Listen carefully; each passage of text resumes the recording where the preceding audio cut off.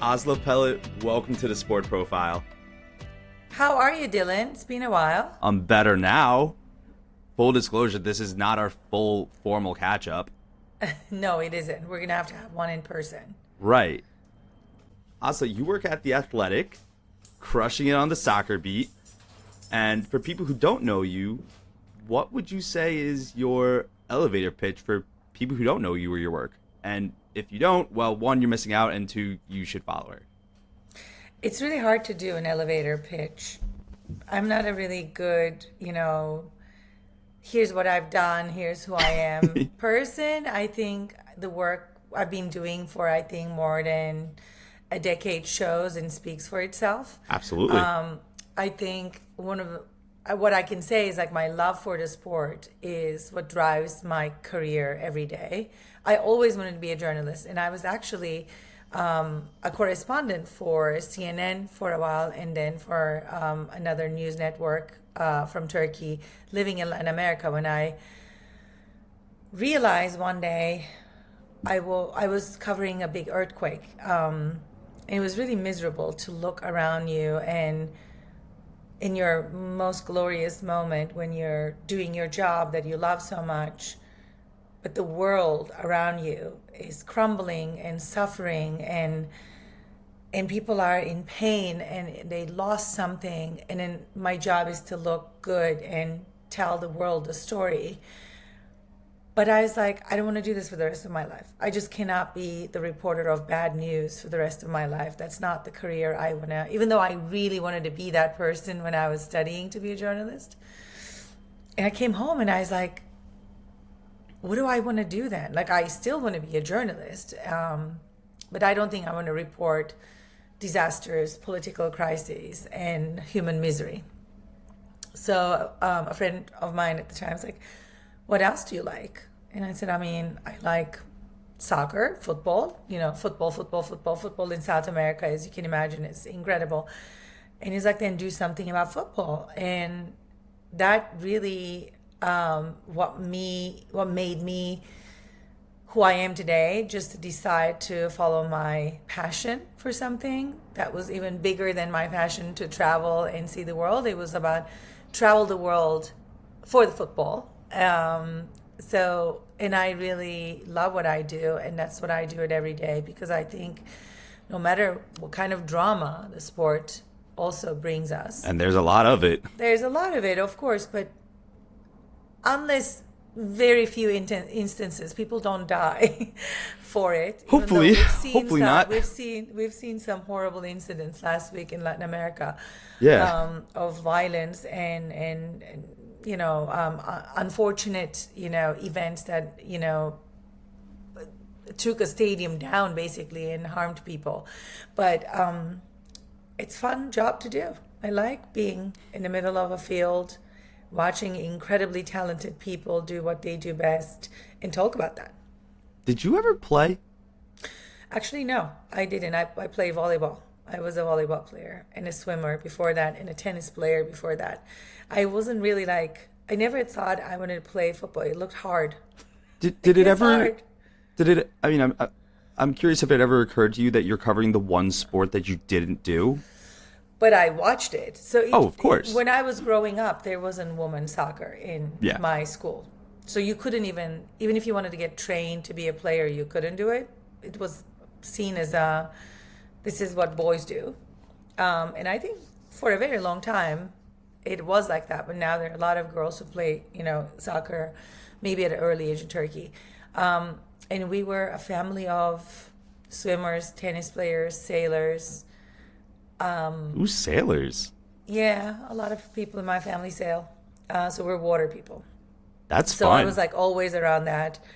And when I realized that I don't want to be a very high level professional swimmer, in my school we had a very good volleyball team. So I just swapped when I was 11 years old, and I played volleyball till I was 18 for the same soccer club that I'm a fan of course.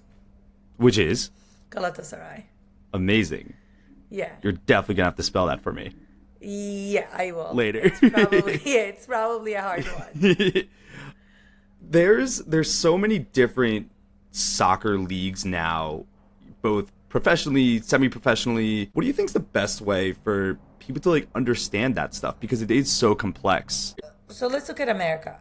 In America, you can form a league, at if you can put together a X amount of teams and say, here's my league, you can do that. It's pretty much, of course, the U.S. soccer, the governing body needs to approve this league. Right. And has some requirements for it. But here in the US, we have at least our biggest sports leagues are closed leagues. No, there's no promotion relegation the way it exists outside of the United States. In Latin America, in England, where the sport was invented, everywhere in Europe, you have different divisions. And these divisions are built based on financial stability of the team, as well as their level of play.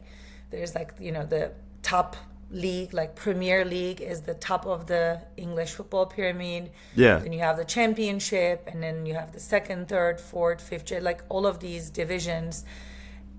And I think what makes it interesting is at the end of each season, these teams, the top teams of each division, have a chance to go one up. And the worst teams of the division above them will go down and relegate to the below league. And I think I heard from a fellow journalist that one of the most watched games of the season in England are these playoff games at the end of the season of those teams who are trying to make it to Premier League and who's going to relegate it to Championship. And those matches are very important for the culture, and also they get lots of eyeballs. So, because everybody wants a David and a Goliath story, right? You want a small fish to beat a big, fish in sports. That's the best. Absolutely. We don't have that here. We don't have that in the United States, except USL, the other, football league, soccer league in the US. They're thinking about and talking about creating a 2-division soccer league that will actually rely on promotion and relegation. And there's some advocates for that. And like I said, especially as a broadcast product, it brings a lot of, I think, excitement. Yeah. Because, your team, are they going to stay? They're going to win? I kind of love that,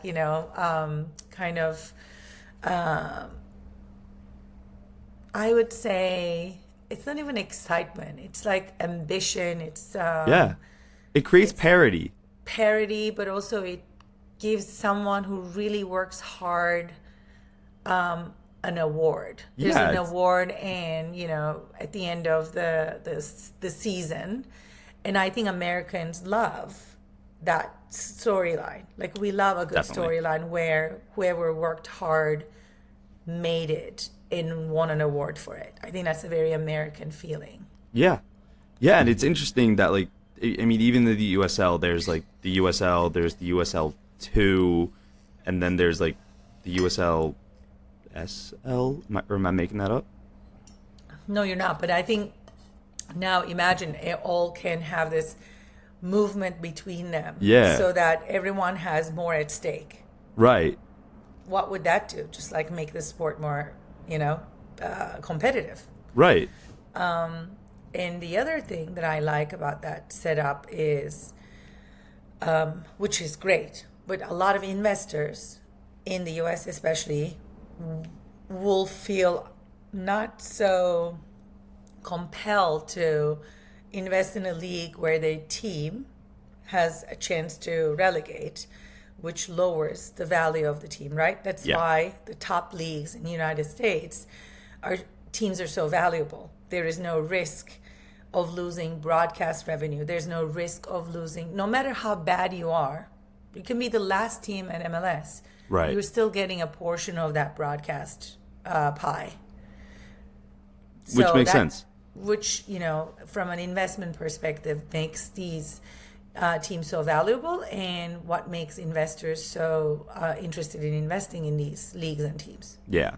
You mentioned investors, and we've had this conversation before. I've always been curious about why sports business. What is it about the business of sports that really gets you going?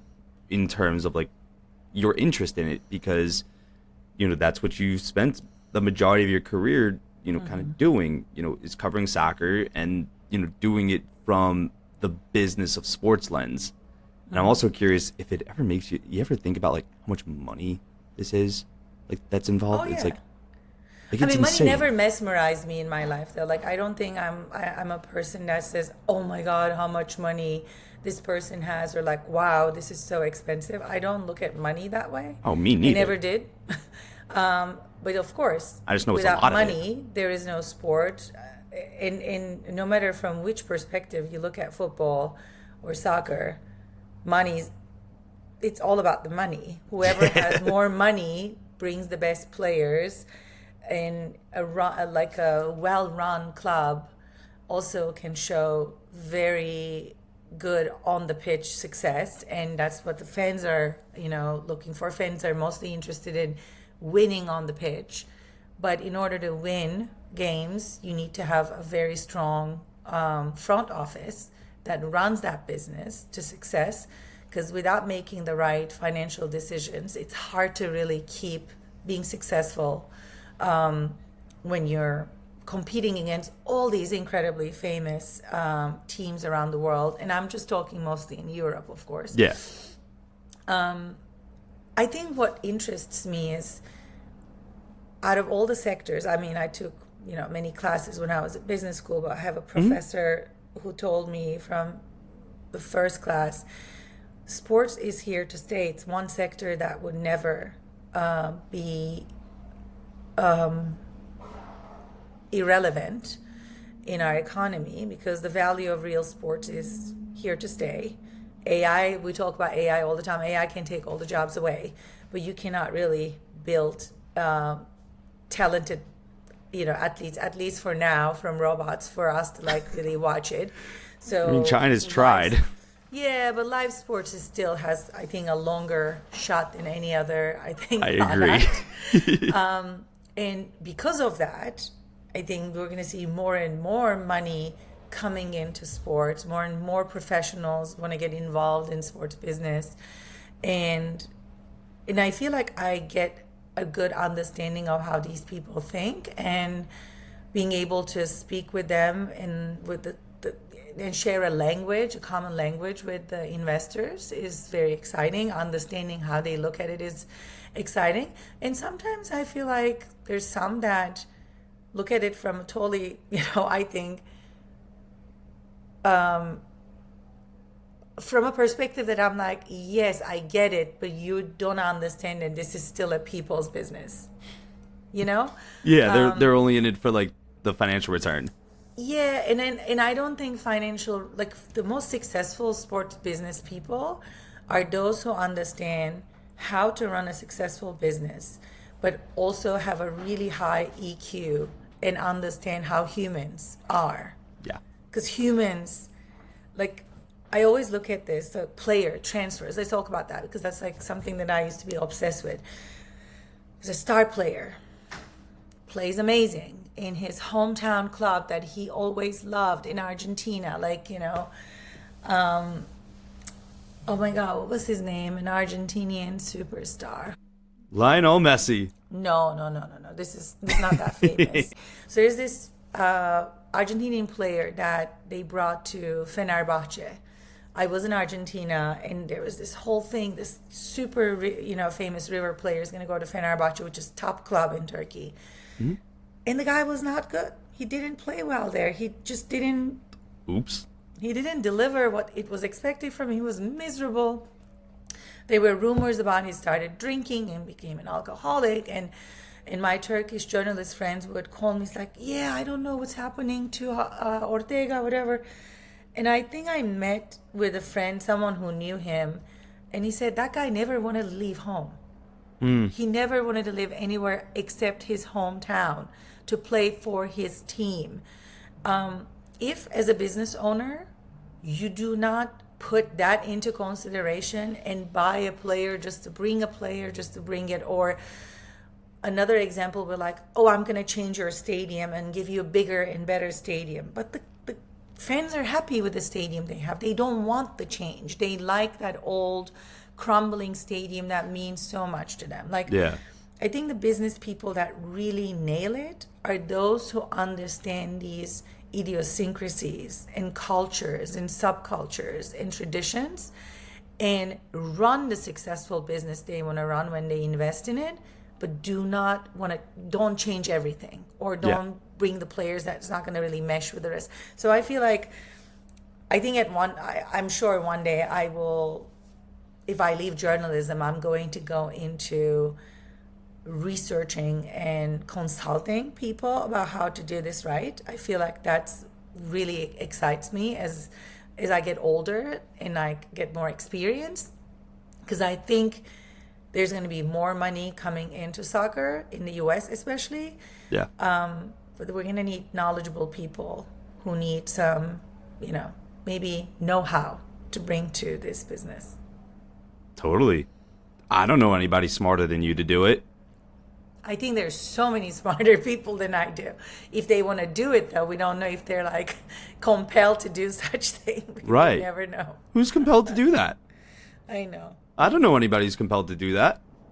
I'm sure there's so many people. And also there's a lot of young people who are interested in sports business. I That's get true. so many calls and texts and email of like people studying sports management who want to meet me or talk to me. Like, Yeah. there are a lot of people there are a lot of schools who are opening sports business majors, True. specialized. As you know, I was teaching for the last 2 years, part-time teaching at NYU sports management program. And the students, I had brilliant students who are like getting really cool jobs that I didn't even know they existed. There are lots of opportunities. So while AI is taking a lot of jobs from engineers, I don't know, consultants or like very popular, careers of the last, decade, I think sports business is giving these young, talented people an opportunity. Yeah. No, I totally agree. Outside of journalism, I know you are very big into your plants. I know you're very much into your home decor. Oh my God, I love them. Yeah, we have a lot of plants. There are a lot of plants there, but What's the over under, you think? Huh? What's the over under? Like how many you have, like over 30, over 40? Oh, I think we have easy over 30 plants in this house. I mean, our bathroom has plants, our kitchen, Oh my God, our I'm bedroom, so jealous. everywhere. Yeah, we have a lot of plants. Like here, maybe you can see some. I'm so These jealous. I think babies. that's so cool. Also, like look at these. Yeah, everywhere. That's There are stunning. Tons of plants. I can't live without plants because in winter, New York, when trees lose all their leaves, Yep.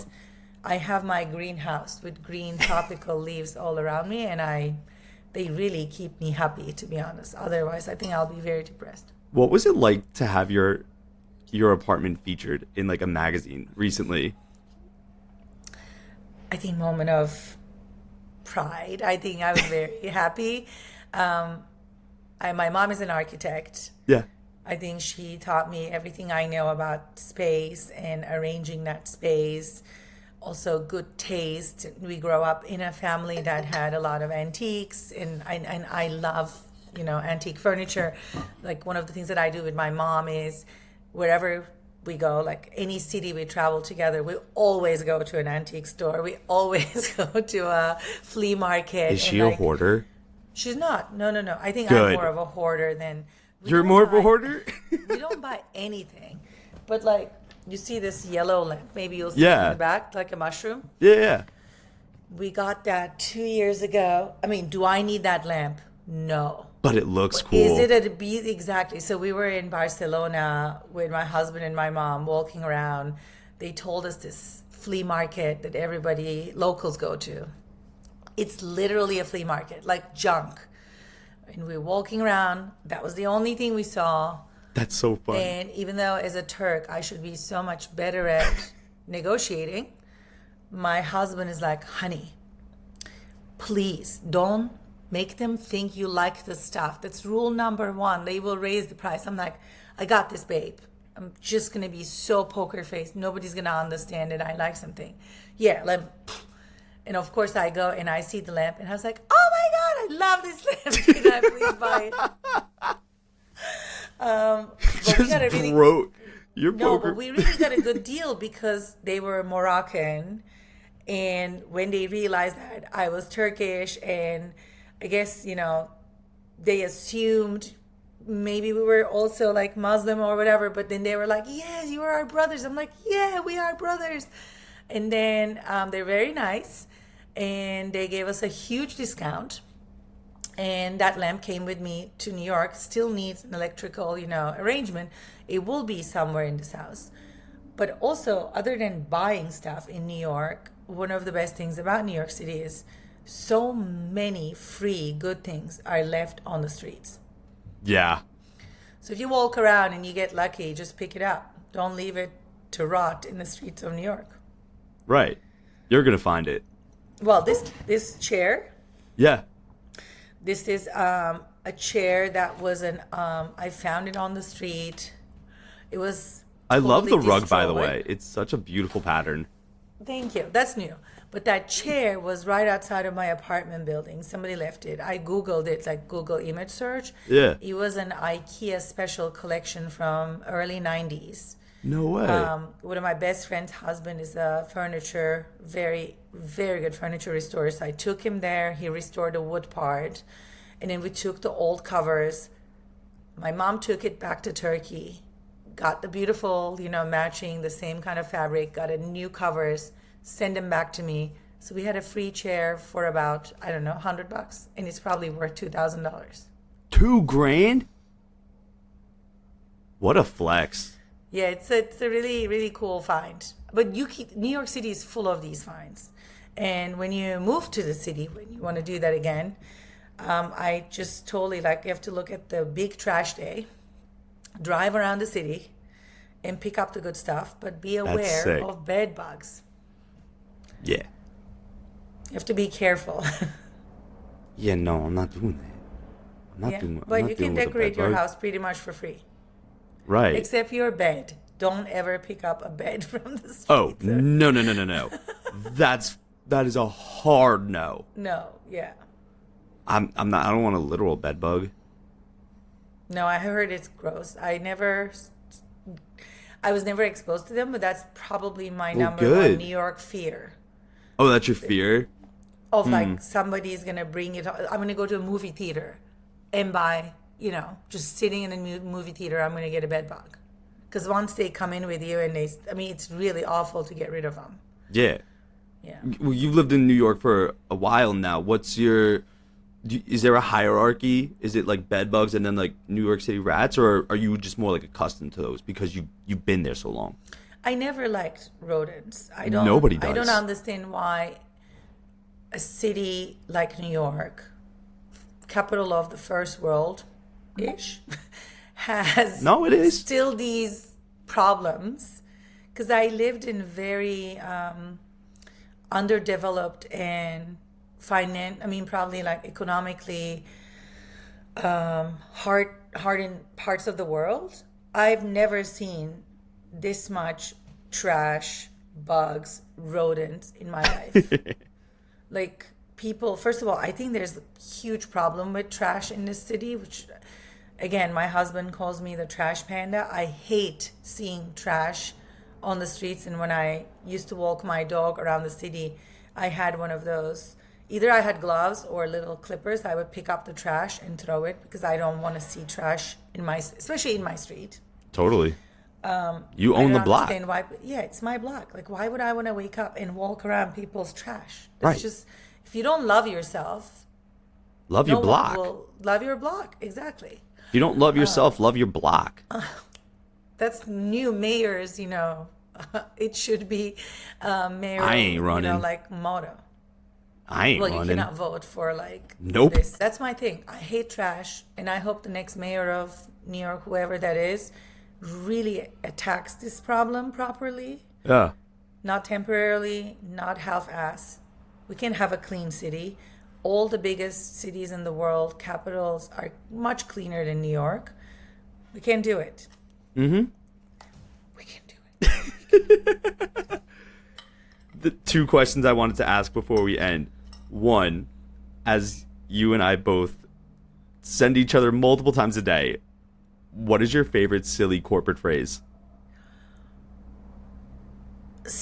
I, you know, like my pet peeve one. Please tell Let's me. circle back. Like, let's not circle back. Let's just never circle back. Let's talk about it. Yeah, it's kind of, oh my God, there's so many. My least favorite, and I'll never. What is your least favorite? Oh my God. I'm gonna shout out our old colleague Eben Novi Williams. He once said, "I don't think that's a sandbox we want to play in." Did he ever say that? I've never heard. Yes, he Maybe. did. He said that to me, and I wanted to have an aneurysm. Stop. That's not too bad. It's not really. Are we annoying. You don't 4? like it? I mean, I think it's cute.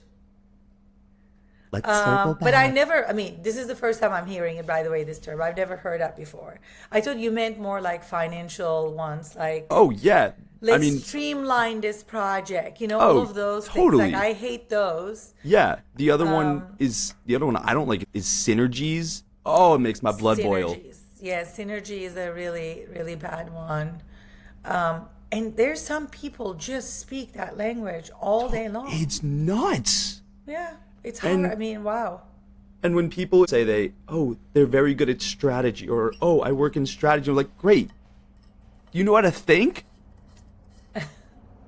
Cool. You know how to articulate yourself. Oh, I work in strategy. Cool. You just know how to No, but think, bud. strategy is a job. You know that. Like, Oh, I there are know it people who is. are like work in strategy and they actually create really smart, ways Oh, to. 100%. They're very good at their job, Yeah. but it's just thinking. You don't like the words, not No, I don't like the word. words. Yeah. I don't like the word. But I think synergy is definitely one of them. The last one is something I ask everybody on the show, and I always end it with this. But Asli Pelit, what do you like most or admire about yourself? Take professionalism out of it. Just you as a person. I can adapt to anything. I mean, that's what I love about myself. Except maybe extreme cold. But like everything else, You've I mentioned can that to live me. anywhere in the world. I can live with a lot. I can live with very little. But I think I'm very comfortable adapting to the situation I'm in. And that's what I like about myself. That I don't make a fuss about things. I love that so much. And even if you're in a situation where you said you don't have a lot, you're gonna find stuff on the street anyway and make it your own. Totally. Yeah, exactly. If life gives you lemons, make it a brand new IKEA swivel chair. Strategy. That's strategy. Synergy. Ew. Well, thank you so much for coming on. It was so great to reconnect, and I cannot wait to see what you produce soon. Thank you very much for always supporting my stories, and it was so nice to be part of your show. Thank you for having me.